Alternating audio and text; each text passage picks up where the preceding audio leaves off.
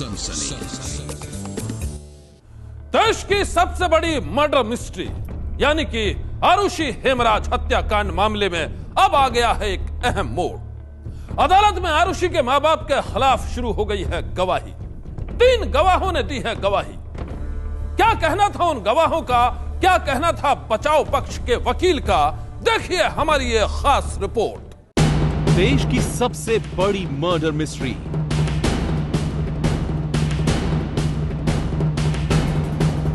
किसने किया आरुषि और हेमराज का कत्ल?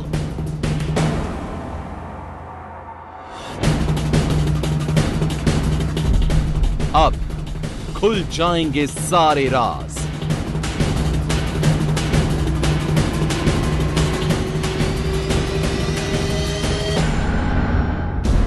क्योंकि अदालत में 3 गवाहों ने बताई है कत्ल के रात की कहानी।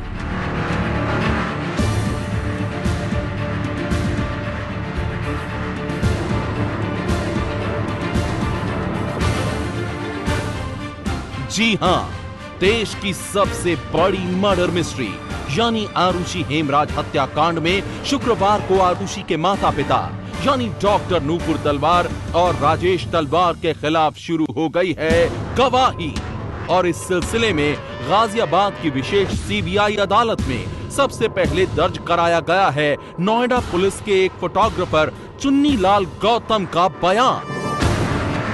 चुन्नी लाल गौतम जो आरुषि के कत्ल की खबर मिलने के बाद नोएडा पुलिस के आला अफसरों के साथ जलवायु विहार के फ्लैट नंबर L32 पर पहुंचा था और फिर अपने कैमरे से उसने उतारी थी मौकाए वारदात की कई तस्वीरें। नोएडा पुलिस के आला अफसरों के कहने पर चुन्नी लाल ने कुल 23 तस्वीरें अपने कैमरे में खींची थी और इनमें सबसे अहम थी आरुषि के कमरे की वो तस्वीरें जहां उसकी लाश उसके ही बेड पर पड़ी हुई मिली थी।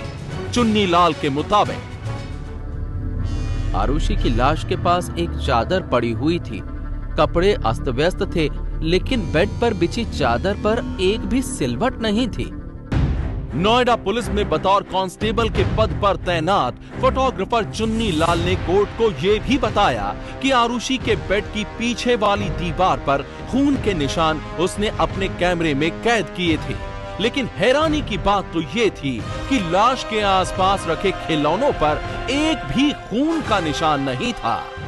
उन्होंने ये बताया कि जब वो आरुषि के कमरे में गए थे तो उन्होंने देखा कि आरुषि के ऊपर जो चादर ढकी हुई थी उस पर किसी तरीके का ब्लड का कोई निशान नहीं था और आरुषि के बेड पर जो डॉल वगैरह सजे हुए थे, खिलौने वगैरह सजे हुए थे, उन पर भी किसी तरीके के कोई ब्लड का निशान नहीं था, बल्कि आरुषि के जो कमरे की पिछली दीवार है उस पर कुछ निशान जरूर थे। गाजियाबाद कोर्ट में सीबीआई के दूसरे मुख्य गवाह थे नोएडा बिजली बोर्ड के तत्कालीन एग्जीक्यूटिव इंजीनियर राजेश कुमार। राजेश कुमार ने अपनी गवाही में कोर्ट को बताया, आरुषि और हेमराज की हत्या वाली रात यानी 15-16 मई 2008 की दरमियानी रात नोएडा के जलवायु विहार इलाके में बिजली बाधित नहीं हुई थी। इंजीनियर राजेश कुमार के मुताबिक 15 मई 2008 की शाम 6 बजे से लेकर अगले दिन यानी 16 मई 2008 की सुबह 7 बजे तक जलवायु विहार इलाके में किसी भी तरह की कोई पावर सप्लाई फेल नहीं हुई थी। राजेश कुमार की गवाही से सीबीआई कोर्ट को यह बताना चाहती थी कि हत्या की रात तलवार दंपत्ति के L32 फ्लैट में कोई था जो लगातार इंटरनेट पर काम कर रहा था। दरअसल सीबीआई ने जांच में पाया कि हत्या की रात तलवार दंपत्ति के घर का इंटरनेट राउटर लगातार ऑन ऑफ हो रहा था और ऐसा सिर्फ 2 परिस्थितियों में होता है। पहला, जब बिजली बाधित हो रही हो और दूसरा तब जब कोई इंटरनेट पर काम कर रहा हो। इस दौरान बचाव पक्ष यानी तलवार दंपत्ति के वकीलों ने राजेश कुमार से कुछ सवाल जवाब भी किए। ये जो गवाही थी बिजली विभाग के अधिकारी की, इससे बात तो स्पष्ट हो जाती है कि जब कोई पावर कट नहीं था तो इसलिए पावर के कारण तो ये इंटरनेट ऑन ऑफ नहीं हुआ। इससे स्पष्ट है कि कोई व्यक्ति जो घर के अंदर मौजूद था उसी ने ही इसको इंटरनेट को ऑन ऑफ करने का काम किया। सीबीआई के तीसरे अहम गवाह जिन्होंने शुक्रवार को गाजियाबाद कोर्ट में अपने बयान दर्ज कराए वो थे CFSL के forensic expert AD Shah. CFSL में सीनियर साइंटिफिक ऑफिसर के पद पर तैनात AD शाह ने कोर्ट को बताया, सीबीआई ने जब इस मामले की जांच अपने हाथ में ली तो उन्होंने मौका वारदात से बरामद सबूतों की जांच पड़ताल की थी। जांच में उन्होंने पाया कि किसी भी सबूत या फिर कमरे की दीवारों या फिर दरवाजों पर किसी भी तरह के कोई भी फिंगरप्रिंट्स मौजूद नहीं थे। फॉरेंसिक एक्सपर्ट AD शाह ने अदालत को यह भी बताया कि हत्या के बाद तलवार दंपति के फ्लैट से मिली एक स्कॉच की बोतल पर भी किसी के फिंगरप्रिंट्स नहीं मिले हैं। एक खास तरह के प्रयोग के जरिए जो फिंगरप्रिंट बोतल से निकाले गए थे वो किसी से मैच नहीं किए थे। तलवार दंपति के वकीलों ने भी फॉरेंसिक एक्सपर्ट से कुछ सवाल किए। इस दौरान स्कॉच की बोतल सहित कुछ और सबूतों को भी कोर्ट के सामने रखा गया।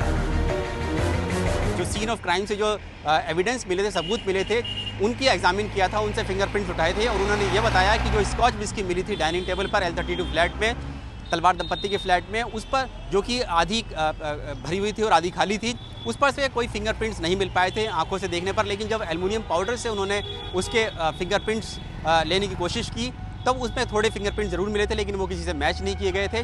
और उनकी गवाही से कहीं ना कहीं सीबीआई साबित करना चाहती थी कि जो भी हत्यारे थे उन्होंने हत्या के बाद जो फिंगरप्रिंट से जो निशान आने थे उंगलियों के, जो भी कातिल था उसको मिटा दिया गया था, यानी कि कहीं ना कहीं मैनेज करने की कोशिश की गई थी सीन ऑफ क्राइम। करीब 6 घंटे तक चली गवाही के दौरान आरुषि हेमराज हत्याकांड के आरोपी आरुषि के माता पिता डॉक्टर नूपुर तलवार और राजेश तलवार कटघरे में खड़े रहे। कानून की पढ़ाई कर रही नूपुर तलवार अपने हाथ में पेपर पेन लेकर खड़ी थी और गवाहों के बयान दर्ज करते वक्त वो पेपर पर लगातार कुछ लिख रही थी, जबकि कोर्ट रूम के अंदर और बाहर बड़ी तादाद में पुलिस बल मौजूद था। शुक्रवार को गाजियाबाद की विशेष सीबीआई अदालत में 3 गवाहों की गवाही के बाद अब बाकी गवाह भी अदालत के सामने हाजिर होंगे और इस संदर्भ में हमारे पास सीबीआई के गवाहों की वो लिस्ट भी है जो अदालत के सामने देंगे आरुषि के मां बाप के खिलाफ गवाही। गवाहों की उस लिस्ट के मुताबिक देश की सबसे बड़ी जांच एजेंसी यानी कि सीबीआई देश की सबसे बड़ी मर्डर मिस्ट्री में तलवार दंपति के खिलाफ कुल 140 गवाहों को कोर्ट के सामने पेश करना चाहती है और इनमें से मुख्य गवाह हैं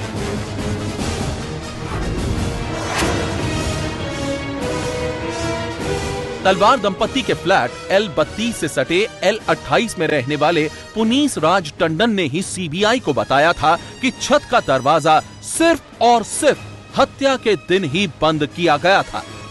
उससे पहले तक छत का दरवाजा हमेशा खुला होता था।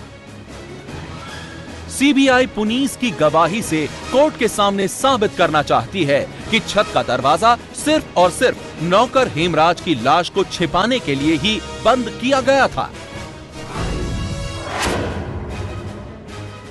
तलवार दंपति के पारिवारिक मित्र डॉक्टर रोहित कोचर उन चंद लोगों में से एक हैं जो हत्या के दिन यानी 16 मई 2008 की सुबह तलवार दंपति के फ्लैट पर आरुषि की मौत पर शोक जताने सबसे पहले पहुंचे थे। मजिस्ट्रेट के सामने दिए बयान सीआरपीसी की धारा 164 के मद्देनजर डॉक्टर रोहित कोचर ने खुलासा किया था। जब वो डॉक्टर राजेश तलवार के फ्लैट में पहुंचे थे तो उन्होंने छत की तरफ जाने वाली सीढ़ियों और दरवाजे पर खून के निशान देखे थे। उन्होंने इसके बारे में डॉक्टर राजेश तलवार को आगाह कर छत के दरवाजे पर लगे ताले की चाबी भी मांगी थी, लेकिन राजेश तलवार ने इस बात को अनसुना कर दिया था और फिर अपने फ्लैट से वो बाहर नहीं निकले थे।